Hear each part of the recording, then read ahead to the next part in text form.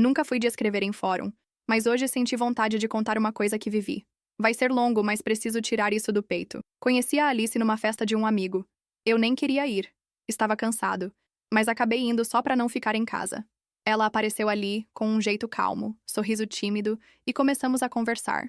Não sei explicar, mas rolou uma conexão rápida. Ela era divertida, tinha assunto e parecia muito interessada em mim. Depois disso, a gente começou a trocar mensagens, saímos algumas vezes e o negócio foi ficando sério. Ela era muito carinhosa, mandava mensagens todos os dias, queria saber de tudo, fazia planos pra gente. Eu gostei disso no começo.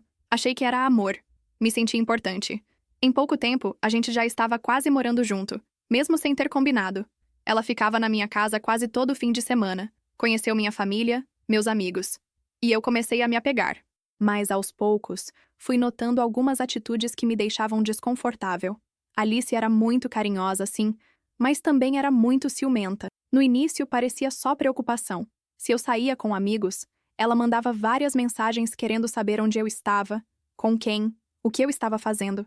Às vezes pedia até para eu mandar foto. Eu achava exagerado, mas não queria brigar. Quando tentei falar com ela sobre isso, ela disse que era só porque me amava demais, que já tinha sofrido em relacionamentos e que agora tinha medo de perder alguém que realmente gostava.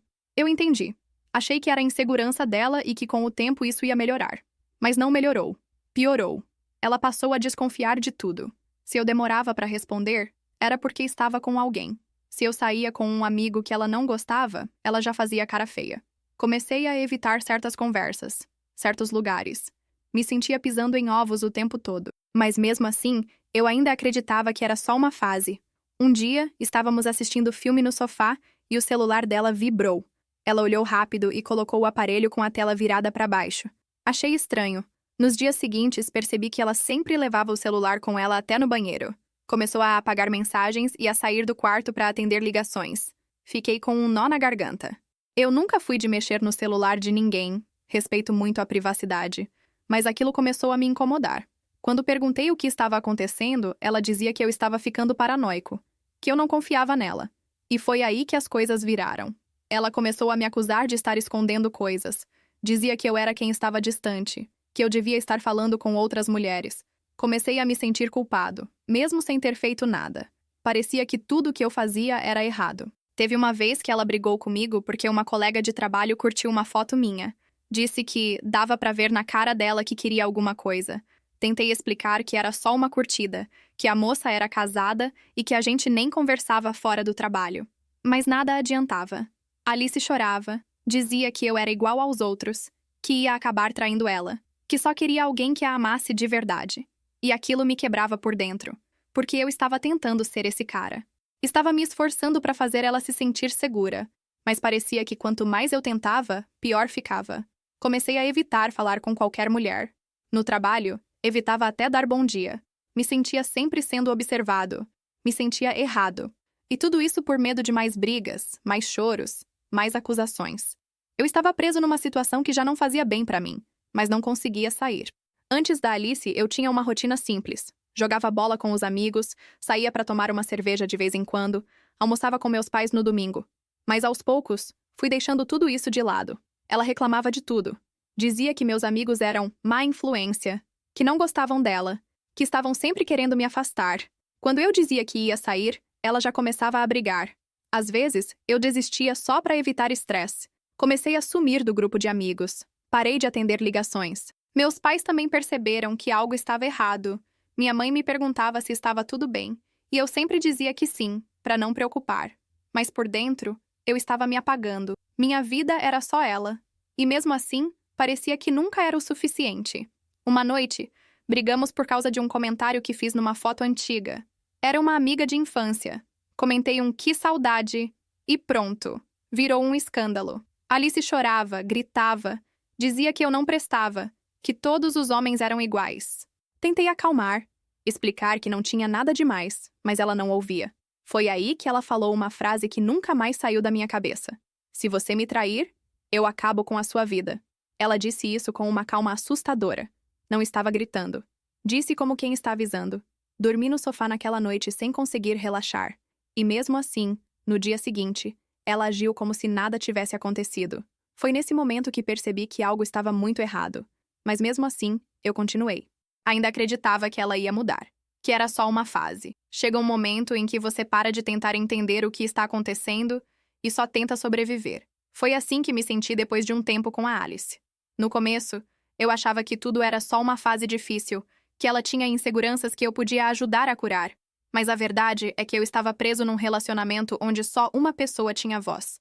E não era eu. Ela dizia que me amava, e talvez até amasse do jeito dela. Mas era um amor que sufocava. Tudo girava em torno dela. O que ela sentia, o que ela queria, o que a deixava insegura.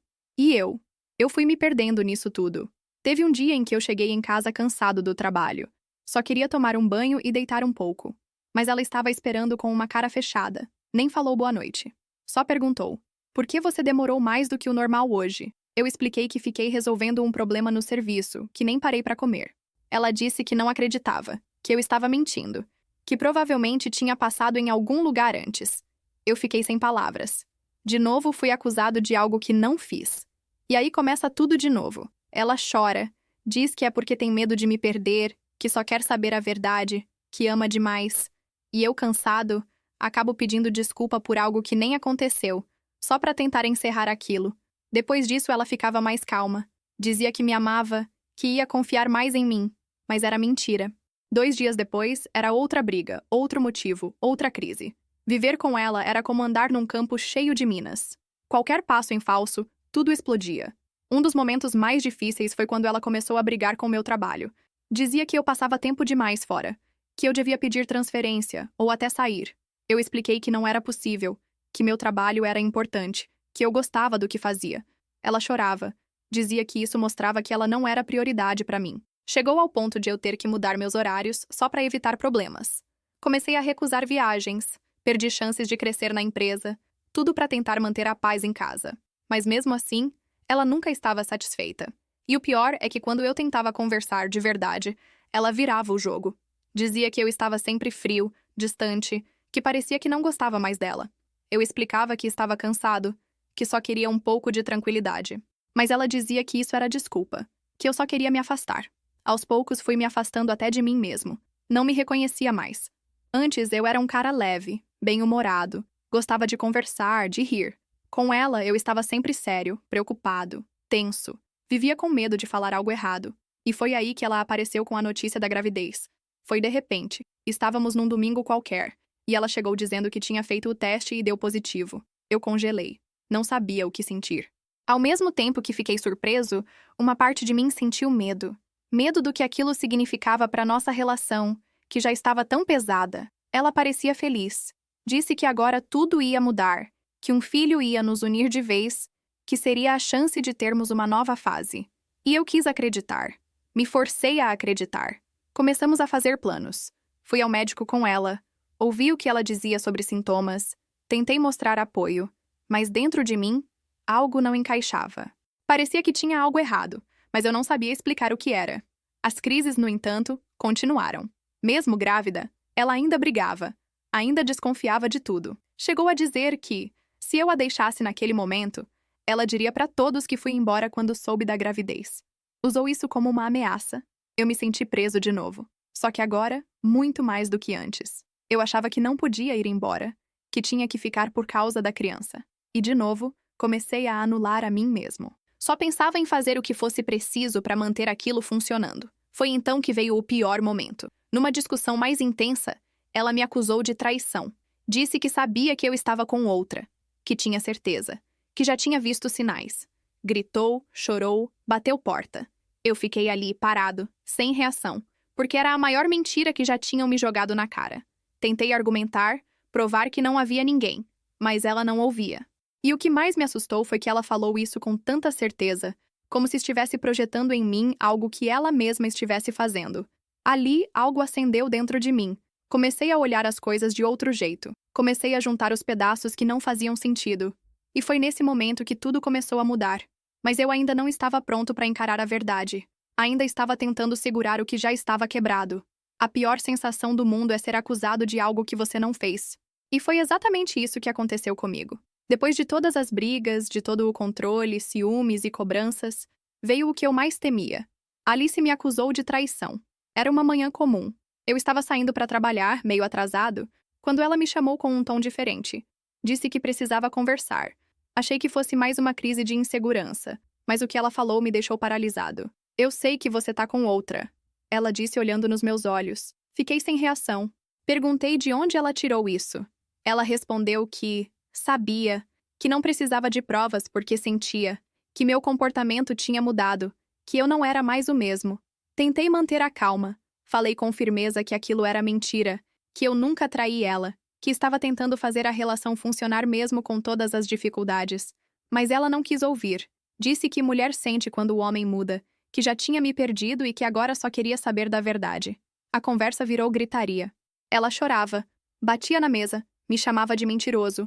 Eu estava cansado. Não sabia mais o que fazer. Não tinha como provar algo que não aconteceu. E ela estava cega pela raiva ou sei lá o quê.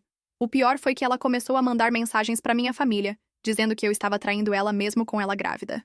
Minha mãe me ligou chorando, perguntando o que estava acontecendo. Eu tive que explicar tudo, mas nem eu sabia exatamente o que explicar. Porque nada fazia sentido. Me senti sozinho, desacreditado. Como se tudo o que eu tinha feito até ali não tivesse valor nenhum. E aí comecei a me perguntar, por que ela estava fazendo isso? Foi aí que comecei a lembrar de coisas estranhas. As mensagens que ela escondia, as saídas que não explicava direito, os horários trocados. Será que ela estava me acusando porque era ela quem estava fazendo algo errado? Essa dúvida ficou na minha cabeça. Mas mesmo assim, eu não conseguia confrontar. Ainda estava preso naquela ideia de que ela estava grávida, que eu precisava ser forte, que tudo ia se resolver. Uns dias depois, ela apareceu dizendo que queria fazer o pré-natal e que seria bom se eu fosse junto. Achei que era uma tentativa de reaproximação, então aceitei. Fui com ela ao médico, ouvi o que o doutor disse, peguei até os papéis da consulta. Ela parecia mais calma, e eu tentei me acalmar também. Mas a desconfiança dela continuava. Qualquer notificação que aparecia no meu celular era motivo para discussão. Um dia, ela viu que eu estava respondendo uma amiga antiga, de anos atrás, e surtou. Disse que aquilo era a prova de que eu já tinha outra. Eu mostrei a conversa inteira, que não tinha nada demais. Mesmo assim, ela não acreditou. Foi nesse ponto que eu comecei a pensar em sair. Pela primeira vez, pensei seriamente em ir embora. Mas aí vinha o pensamento. E a criança? E se for mesmo meu filho? Eu vou ser o pai que abandonou a mãe grávida? Eu não queria esse peso nas minhas costas. Comecei a conversar com um amigo do trabalho, alguém em quem eu confiava. Contei a situação. Ele ouviu tudo e depois me disse com calma. Cara, você precisa pedir um teste de DNA. Isso tá estranho demais. Aquilo me pegou de surpresa. Nunca tinha pensado nisso. Não achava certo desconfiar da paternidade. Mas ao mesmo tempo era verdade. Havia coisas que não batiam. Tentei falar com a Alice sobre isso. Disse que, só para minha paz de espírito, eu queria fazer o teste depois que o bebê nascesse. Não estava dizendo que ela mentiu. Só queria ter certeza. Ela surtou. Disse que eu estava chamando ela de vagabunda, que estava ofendendo a honra dela, que era um absurdo pedir isso. Começou a gritar, me empurrou, chorou de novo. Fiquei quieto. Deixei o assunto morrer. Mas dentro de mim, a dúvida só crescia. Os dias foram passando, e eu continuei com aquela sensação de estar carregando um fardo que não era meu. Estava dormindo mal, não conseguia me concentrar no trabalho, evitava até sair na rua. Tinha medo do que ela poderia inventar. Afinal, já estava falando com outras pessoas que eu era infiel. Até que um dia, sem querer, vi uma notificação no celular dela. Era uma mensagem que apareceu rápido na tela. Um nome que eu não conhecia. Saudade de ontem. Ela tentou esconder, mas eu vi. Perguntei quem era, e ela disse que era um primo. Eu pedi para ver o histórico de conversa. Ela se recusou. Disse que eu estava abusando da confiança dela. Naquele momento, caiu a ficha. A história estava muito mal contada. E, de repente, tudo começou a fazer sentido. As brigas, as acusações, o ciúmes exagerado, era tudo para desviar a atenção. Ela me acusava o tempo todo para esconder o que ela estava fazendo. Dessa vez, eu não fiquei quieto. Falei firme que queria a verdade. Ela se calou. Ficou olhando para mim com uma cara estranha. E depois de um tempo disse, você não merece saber. Aquilo foi como um soco no estômago. Era como se ela estivesse admitindo sem falar as palavras. Decidi que não dava mais. Não podia continuar vivendo naquela situação. Comecei a planejar minha saída. Ia esperar o bebê nascer, fazer o teste, e se não fosse meu, eu nunca mais olharia para trás. Mas até esse momento eu ainda não sabia o que estava por vir, e o que veio depois foi ainda mais difícil de engolir. Depois daquela última conversa, Eu sabia que alguma coisa muito errada estava acontecendo. A forma como ela me olhou, a frase, "Você não merece saber", aquilo ficou martelando na minha cabeça por dias. Eu não conseguia mais dormir direito. Só pensava em uma coisa: o filho que ela dizia estar esperando. Será que era mesmo meu? Eu ainda morava com ela. A gravidez continuava sendo o motivo pelo qual eu estava ali. Tentei manter o mínimo de convivência possível. Fazia minha parte, ajudava no que podia. Mas a confiança tinha sumido. Já não olhava para ela do mesmo jeito. Comecei a prestar mais atenção nas atitudes dela. E foi aí que reparei numa coisa estranha. Ela estava mais distante de mim. Não tinha mais aquelas crises de ciúmes. Não pedia para ver meu celular, não questionava onde eu estava. Parecia até aliviada por eu estar mais frio. Um dia, ela esqueceu o celular na sala. Eu não queria mexer, juro. Mas a curiosidade me venceu. Abri o WhatsApp e fui direto nas conversas arquivadas. Tinha uma com um nome masculino que eu nunca tinha visto. Abri. As mensagens eram claras. Eles falavam sobre encontros, sobre saudade, sobre coisas que só dois envolvidos teriam coragem de dizer. Meu coração disparou. Meu rosto ficou quente. Era aquilo. A resposta estava na minha frente o tempo todo. Voltei para o meu quarto e sentei na cama. Respirei fundo. Eu não sabia se chorava, se gritava, se saía correndo. Senti um misto de raiva, tristeza e alívio. Raiva por ter sido enganado por tanto tempo. Tristeza por ter acreditado num relacionamento que era mentira. E alívio por saber que eu não era louco. Esperei ela chegar do banho e chamei para conversar. Fui direto. "Quem é o cara com quem você conversa escondido?" Ela travou, tentou enrolar. Mas eu insisti. "Já vi as mensagens. Não precisa mentir mais." Ela ficou em silêncio por um tempo. Depois soltou. "Você nunca me deu atenção. Eu estava carente." Aquelas palavras doeram. Ela não negou. Não pediu desculpa. Só tentou se justificar. Foi aí que eu toquei no assunto do bebê. Perguntei: "Você tem certeza de que esse filho é meu?" Ela arregalou os olhos. Ficou em silêncio de novo. Aí disse: "Você vai mesmo duvidar disso agora?" E eu respondi: "Sim. Depois de tudo, eu preciso ter certeza." Ela se levantou, bateu a porta do quarto e disse que não ia mais falar comigo. Ficou dias sem me dirigir a palavra. Eu já tinha decidido. Quando o bebê nascesse, eu ia pedir o exame de DNA. E se não fosse meu, eu ia embora de vez. A gravidez avançava e ela começou a agir como se estivesse no controle de tudo. Me tratava com desprezo, como se eu fosse o errado. Eu evitava conflitos, mas me mantinha firme com uma coisa na cabeça. A verdade ia aparecer. E ela apareceu. Faltando poucas semanas para o parto, ela teve um problema e precisou ir ao hospital. Eu fui junto. Fiquei com ela o tempo todo. Numa das visitas médicas, a doutora chamou a gente para conversar. Disse que o bebê estava bem, mas que era importante manter o pré-natal em dia. Foi nesse momento que a médica perguntou uma coisa simples: "Qual o nome completo do pai para registrar no prontuário?" Alice hesitou e disse: "Depois eu passo." Aquilo foi estranho. Eu estava ali. "Por que não falou na hora?" Mais tarde em casa, perguntei por que ela não disse meu nome. E ela, irritada, respondeu: "Porque eu tô cansada de você duvidar de mim." Eu retruquei: "Se não tem nada a esconder, então vamos fazer o exame quando nascer." Simples assim. Ela não respondeu. Virou as costas e entrou no quarto. Na semana seguinte, nasceu o bebê. Eu fui ao hospital. Vi a criança, mas confesso que senti um vazio. Não consegui me conectar. Era como se algo me segurasse por dentro. Como se meu coração dissesse: "Calma, ainda não é hora." Depois de 2 dias, pedi para fazer o teste de DNA. Ela se recusou. Disse que era humilhante, que eu estava ofendendo ela mais uma vez.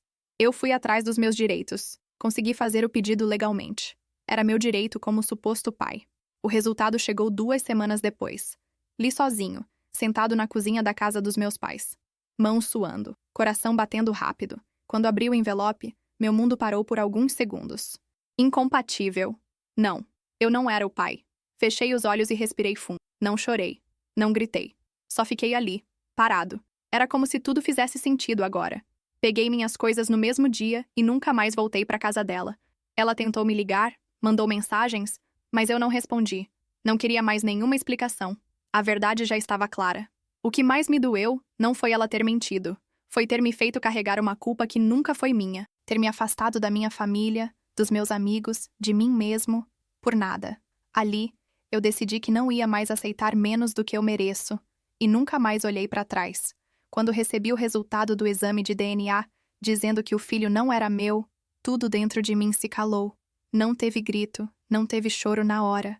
Era como se meu corpo e minha mente já soubessem. Eu só precisava da confirmação para conseguir fechar aquela porta de vez. No mesmo dia, peguei minhas coisas, saí da casa onde morávamos e fui para a casa dos meus pais. Eles já sabiam de quase tudo.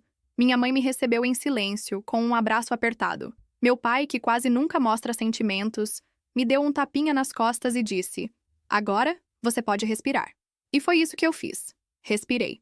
Nos primeiros dias me senti meio perdido. Era estranho ter silêncio.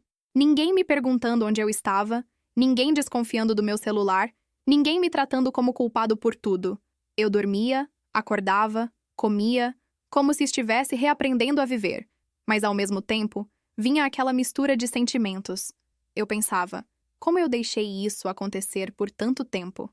Fiquei meses preso numa relação que me fazia mal. Fui acusado de coisas que não fiz. Carreguei uma culpa que nunca foi minha. E tudo isso por amor. Ou pelo menos o que eu achava que era amor.